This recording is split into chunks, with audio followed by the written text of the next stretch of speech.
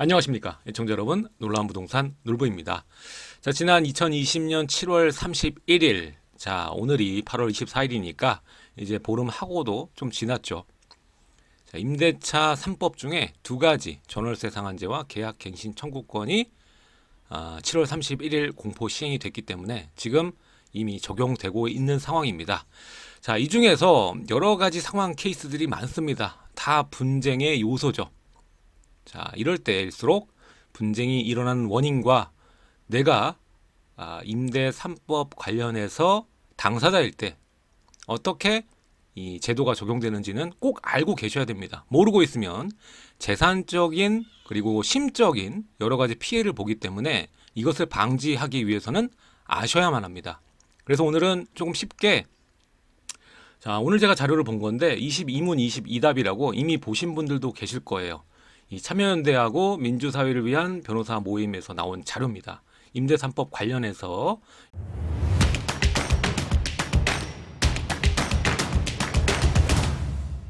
현재는 이제 두 가지 적용되어 있으니까 이 두 가지에 대해서 22문 22답입니다. 그 중에서 좀 가장 중요한 부분이라고 할 수 있는, 헷갈릴 수 있는 부분인 바로 임대 끼고 사고, 임대 낀 상태로 파시는 경우, 이걸 모르면 또 피해를 볼 수 있겠더라고요. 그래서 오늘 그 내용을 심도 있게 좀 얘기를 해보고자 합니다.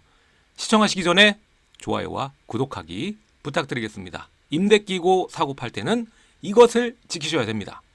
자, 이번 임대차 3법 중에서 계약 갱신 청구권 관련된 내용을 오늘 볼 텐데, 이 많은 분들이 계약 갱신 요구권을 못 쓰게, 행사하지 못하게 하는 케이스로 이 임대인의 가족, 존비속, 그리고 본인 실거주할 경우에는 이 계약 갱신 요구권을 거절할 수 있다. 뭐 요 정도로만 다 인지를 하고 계세요. 근데 그것이 통하지 않는 케이스도 있습니다. 그래서 오늘 그걸 짚어드리려고 하는 겁니다.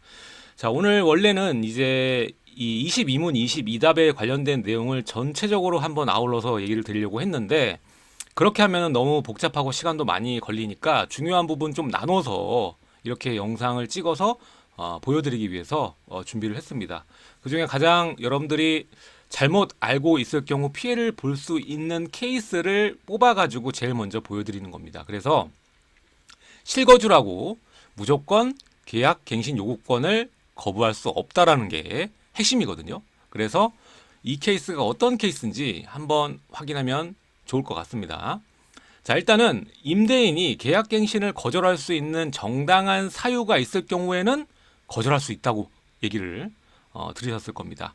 그러면은 그 케이스가 뭔지 일단은 먼저 말씀을 드리겠습니다. 일단은 첫 번째, 2기 이상 임대료가 연체, 그리고 두 번째가 부정임차, 그리고 세 번이 상호 합의된 상당한 보상, 뭐 어느 정도 줄 테니까 뭐 나가주셨으면 좋겠습니다. 이게 협의가 됐을 때, 그리고 임대인이 동의도 안 했는데 전대를 하는 경우, 그리고 임차 목적물을 고의나 아니면 중대한 과실에 의해서 파손시켰을 경우, 그리고 임차 주택이 아예 날아가서 멸실된 경우, 그리고 철거나 재건축으로 살지 못할 때, 그리고 임대인이 실제로 거주하는 경우, 그리고 또 하나 있죠. 임대인의 존속 비속, 그리고 임차인이 중대한 의무 위반, 이러한 경우, 그리고 임차를 계속하기 어려운 이 정당한 사유, 이런 9가지 정도가 있는데, 이 9가지 중에 가장 많이 내세우는 케이스가 정당한 사유가 바로 실거주일 겁니다. 자, 근데 실거주라고 무조건 통하지 않는다라는 겁니다. 자, 법 시행 전, 그러니까 2020년 7월 31일 공포 시행이 됐죠. 곧바로. 법 시행 전에 임대인이 주택을 실거주 목적의 제3자에게 이미 매각한 경우에는 임대인은 갱신 거절이 가능합니다. 임대를 계속하기 어려운 중대 사유에 이게 해당이 되는 거예요. 자, 근데 여기서 끝나는 게 아니라 다만 임차인이 할 수 있는 게 있어요. 임차인은 임대인에게 제3자, 아까 제3자라고 했죠. 법 시행 전에 주택을 실거주 목적으로 계약한 그 3자가 실제 거주하려는 경우인 것을 증명해 달라고 요구할 수가 있습니다. 자, 이 증명은 뭐가 있을까요? 뭐 전입신고가 될 수가 있겠죠. 하여튼 증명할 것을 요구할 수가 있습니다. 그리고 이에 관련해서 실제로 그렇지 않을 경우에 어떠한 페널티와 손해배상을 받을 수 있는지는 제가 다음 시간에 이거 22문 22답 다 풀어가지고 한번 정리를 해드릴게요. 오늘은 이게 워낙 여러분들이 잘못 알고 계시는 분이 많을 것 같아서 먼저 하는 겁니다. 자, 정리하면은 이 법 시행 전 케이스랑 법 시행 이후 케이스가 있거든요. 그러니까 법 시행 전의 케이스는 계약 갱신 요구권을 쓰는 기간이든 아니든 뭐든 간에 이 시행 전에 계약을 했을 경우, 예, 매각한 경우에는 이건 계약하고 소유권 이전이 또 다르거든요. 이거는 계약한 경우입니다. 당연히 법이 시행되기 이전이기 때문에 계약만 했더라도 인정이 되는 겁니다. 자, 근데 이후가 문제겠죠. 자, 법 시행 이후에 갱신 요구권 행사 기간 내에 임차인이 갱신 요구권 행사 전에 임대인이 실거주 목적 제3자에게 매각하는 매매 계약을 체결하는 경우라도 제3자 앞으로 소유권 이전 등기가 되기 전이라면 임차인은 현 임대인에게 갱신 요구권 행사가 가능하고 임대인은 거절할 수가 없습니다. 그리고 계약한 제3자도 당연히 의무를 져야 되기 때문에 거부할 수가 없는 것입니다. 그러니까 임대 낀 상태로 상당 기간 동안 소요가 된다라는 것이죠.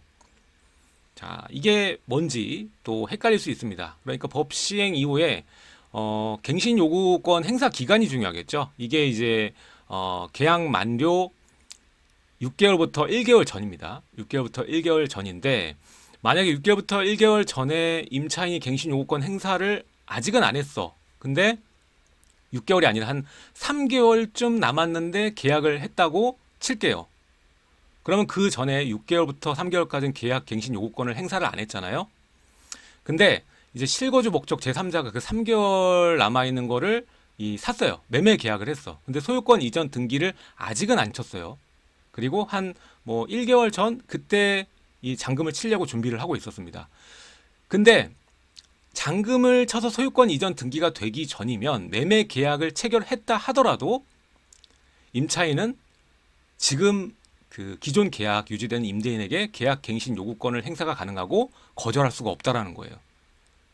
그러니까 무조건 실거주를 한다고 치면 거부할 수 있다라는 이 생각을 버리셔야 되는 거죠. 꼭 이 점을 아셔야 된다라는 겁니다. 그러니까 중요한 점이 이거겠죠. 계약 갱신 요구권을 아직 안 쓴 물건을 계약 갱신 요구권을 쓰기 전에 소유권 이전 등기까지 맞춰야만 안전해지는 겁니다. 그러니까 계약 갱신 요구권 3개월 전에 아직 안 했다면 이 계약과 동시에 잔금을 만약에 바로 쳤다. 그러면은 계약 갱신 요구권을 써도 거절을 할 수가 있습니다. 근데 소유권 이전 등기를 안 했는 상태에서 중간에 떠 있는 상태죠. 매매 계약은 했는데 소유권 이전 등기를 아직은 안 했어. 그러면은 임차인은 계약 갱신 요구권을 행사가 가능하고 거부할 수가 없다라는 얘기예요. 이거 되게 중요한 겁니다. 헷갈릴 수 있으니까 다시 한번 돌려서 들어서 보시는 게 좋을 것 같아요. 나중에 또 쉽게 정리는 해드리겠습니다. 그러니까 임대 끼고 사거나 임대를 낀 상태의 물건을 내가 거주하기 위해서 사거나 임대가 껴진 물건을 팔 때는 꼭 확인을 하셔야겠죠. 임차인이 계약 갱신 요구권을 행사한 이후에 임대인이 해당 주택을 실거주 목적인 제3자에게 매도하는 계약을 체결했다 하더라도 임대인과 그 임대인의 지위를 승계한 제3자, 새로 계약한 제3자는 갱신 거절을 할 수 없다라는 겁니다. 자, 매매 계약만으로는 부족하고 잔금까지 다해서 소유권 이전 등기를 맞춰야만 그 이후에 갱신 요구권을 행사하면 거절할 수 있는 것이고 이미 계약만 한 상태에서 청구권을 행사하면 그러면 거절할 수 없다라는 겁니다. 임대인과 그걸 승계한 제3자는 마찬가지라는 것이죠. 자, 그래서 갱신 요구권을 행사하기 전에 소유권 이전을 무조건 해야 되는 겁니다. 그러니까 잔금을 빨리 쳐야 되는 거죠. 계약과 동시에. 자, 근데 이게 아직 판례가 없습니다. 이제 도입된 거기 때문에 판례가 없기 때문에 엄청난 분쟁의 씨앗이 되고 임대인과 임차인의 이 분쟁이 엄청 많이 만들어질 것이라고 생각이 됩니다. 지금 기간의 문제고 갱신 요구권을 썼냐 안 썼냐, 그리고 계약하고 소유권 이전 등기를 했냐 안 했냐, 지금 너무 많은 이 중간 이슈들이 있잖아요. 이게 케이스 바이 케이스가 엄청 양산될 수 있는 경우의 수를 만들어냅니다. 자, 그래서 중요한 거는 그냥 내가 살 때, 매수를 할 때 갱신 요구권을 행사를 했냐 안 했냐, 이것도 중요하겠지만 중요한 건 뭐냐면 갱신 요구권을 쓰는 게 그냥 구두로도 가능하거든요. 그러니까 내가 거래할 때 매도인이 갱신 요구권 행사 안 했어요 그랬는데 임차인이 무슨 소리냐, 난 구두로 얘기했지 않느냐, 뭐 이렇게 나와 버리고 하면 이 중간에 제3자만 엄청난 피해를 볼 수밖에 없는 것이거든요. 왜냐? 이 법적인 문제, 분쟁이 해결되기 전까지 세입자, 임차인은 나가지 않거든요. 그러면 중간에 나는 거주하려고 산 건데 부웅 뜨게 되는 겁니다. 뭐 이사 날짜나 이런 것들도 다 틀어지겠죠. 그래서 임대 끼고 파는 분보다 임대 끼고 사는 분은 더 이걸 잘 알고 계셔야겠죠. 그래서 실수를 하지 않으면 됩니다. 자, 그래서 이 만료 기간 6개월에서 1개월 요거를 생각해서 뭐 3개월 전 물건이다. 그런 물건은 이러한 논쟁의 요지가 있죠. 분명히 임차인은 얘기를 했는데 임대인이 못 알았을 경우 그런 분쟁의 문제가 생길 수 있기 때문에 이럴 땐 쉽게 해결하는 방법이 있습니다. 갱신 요구권을 행사하는 기간을 피하면 되는 거죠. 그 이전에 매매 계약과 소유권 이전을 하면 되는 겁니다. 자, 실거주 목적으로 임대를 끼고 사신다면 매도인과 매매 계약 체결 과정에서 자신의 소유권 취득 시기가 임대차 기간 만료 6개월 전부터 계약 만료일까지 인지의 기간인지를 꼭 확인을 해야 되는 겁니다. 자, 아까 말씀드렸죠. 1개월, 만료 6개월부터 1개월 전까지 갱신 요구권을 쓸 수 있는 기간입니다. 자, 여기서 또 1개월도 있어요. 만약에 6개월 전부터 1개월 전까지 그 해당 임차인이 그 계약 갱신 요구권을 안 썼다. 그러면 이 계약 갱신 요구권을 쓸 수 없거든요. 물론 그 전에 임대인이 갱신 안 하겠다, 이제 계약 만료면 끝이다, 이렇게 통지는 해줘야지. 안 그러면 묵시적 갱신으로 넘어가잖아요. 그렇죠? 그러니까 이 두 가지 케이스를 아시면 될 것 같고, 자, 그 기간 내라면 취득 전에 갱신 요구권을 행사했는지 반드시 확인해야지 아까 말했던 피해를 막을 수 있다고 말씀을 드렸죠. 자, 그래서 소유권 등기를 마친 이후에는 임차인들은 갱신 요구권 행사가 불가하다. 근데 아까도 말했듯이 이런저런 분쟁이 생길 수 있죠. 임차인은 말했는데 임대인은 모른다던가, 구두로 말해가지고 지나쳤다던가, 전화 통화했는데 그냥 네네 했다가 나중에 기억이 안 난다거나 이래버리면 문제가 발생할 수 있거든요. 그래서 매도인을 믿지 말고 서류를 믿으셔야 됩니다. 서류를 믿으셔야 되기 때문에 가장 확실한 방법, 이제는 7개월을 기억하시면 되겠습니다. 7개월. 자, 계약서에 나와 있잖아요. 기간이 정확히 나와 있지 않습니까? 임대 만료 기간 종료일까지 적혀 있기 때문에 이제는 7개월을 기억하시라는 겁니다. 임대를 끼고 내가 실거주 목적으로 사실 때는, 그리고 파실 때도 여러 가지 분쟁에 엮이기 싫으시면은 이 기간에 올려서 파시는 게 좋다. 언제 하는 게 좋느냐? 갱신 요구권을 쓸 수 있는 6개월부터 1개월 이전 이 기간을 피해서 먼저 소유권 이전을 마치면 걱정할 부분이 없는 것이죠. 아까도 말씀드렸죠. 제일 처음에. 자, 그래서 소유권 이전 등기를 이 계약 갱신 요구권을 행사하는 기간 이전에 마치시는 게 중요하다. 파실 때도 그렇게 맞춰서 파셔야 잘 팔릴 거고, 거주 목적으로 사시는 분도 계획대로 진행이 되실 겁니다.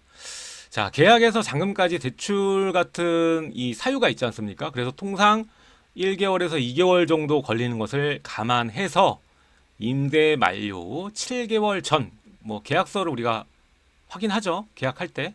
그럼 세입자와의 그 임차 계약을 보고 그 만료 7개월 전에 사고 팔아야 안전할 것이다. 오늘 그 얘기를 해드리려고 이렇게 영상을 가장 먼저 준비한 겁니다. 자, 보통 본인이 그냥 뭐 매도하는 게 아니라 쭉 가지고 있는 경우에는 이런 계약 갱신 요구권 기간이고 뭐고 내가 실거주 하겠다 그러면 거부할 수가 있죠. 근데 이제 매도 제3자 실거주 목적 가지신 분에게 팔 때는 이러한 문제점이 생길 수 있다라는 거죠. 예를 들어서 뭐 계약 기간이 좀 남아 있는 상태에서 계약 갱신 요구권을 안 썼다고 해서 그냥 팔았다. 근데 잔금 치기 전에 갑자기 전화 와서 저 계약 갱신할게요. 이래 버리면 난리가 나는 거죠. 그러면은 여러 가지 이 손해 휘말리게 되는 겁니다. 네. 그래서 계약하실 때 이 7개월이 아니라 몇 개월 안 남은 거면은 특약사항에 또 써놔야겠죠. 특약사항에 만약에 실거주 목적으로 나는 매수를 하는데 실거주 목적으로 진행이 안 될 시 이 계약은 뭐 무효로 한다. 그리고 뭐 계약금의 배액을 상환받는다. 뭐 이런 조항들을 넣어서 확실하게 장치를 해두시는 것이 특약상으로 좋아 보입니다. 자, 오늘은 이렇게 22문 22답 관련 이 임대 3법 중 두 가지 중에서 계약갱신 청구권 관련해서 제3자 매도 관련 갱신 요구권을 쓸 수 있는지 없는지 거부할 수 있는지 없는지에 관련된 케이스를 살펴봤습니다. 그래서 결론은 이제는 임대 끼고 살 때나 팔 때는 7개월 이전에 소유권 이전을 마치는 것이 가장 좋다. 이게 결론입니다. 자, 오늘 내용은 여기까지 하도록 하고요. 다음 시간에도 알찬 정보로 여러분들 찾아뵙도록 하겠습니다. 아무래도 이 22문 22답에 대해서 더 이 영상을 만들어서 하나하나 알려드리는 것이 여러분들 임대이법이 이제 처음 나온 이 제도다 보니까 꼭 아셔야 되니까 그 부분에 대해서 자세하게 또 전달 드리도록 하겠습니다. 자, 일단은 멤버십 가입 많은 분들이 지금 해주시고 있는데 너무 감사드리고요. 놀라운 부동산 카페에도 이제 6,200분이 넘게 들어오셨더라고요. 예, 많은 분들이 이렇게 가입해 주시고 참여해 주시고 정보 서로 교류하는 모습 너무 좋습니다. 자, 다음 시간에 뵙도록 하겠습니다. 지금까지 시청해 주셔서 감사합니다. 놀부였습니다.